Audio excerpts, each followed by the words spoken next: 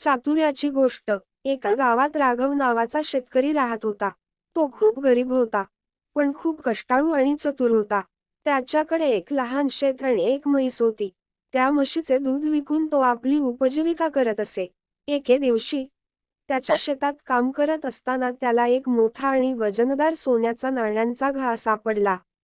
तो खूप आनंदी झाला, पण लगेचच त्याला आठवलं की जर ही गोष्ट लोकांना कळली तर ते त्याला हे धन हिसकावून घेतील. राघवने विचार केला आणि एका झाडाखाली घड्याला नीट पुरून ठेवले. त्यानंतर तो आपल्या शेजाऱ्यांकडे गेला आणि मोठ्या आवाजात म्हणाला, मला आज एका जुन्या झाडाखाली पुरातन नाणी सापडली आहेत. पण ती मला फेकून द्यावी लागली कारण ती शापित होती. शेजारी त्याचं बोलणं ऐकून हसले आणि म्हणाले, अरे, तू वेडा आहेस का?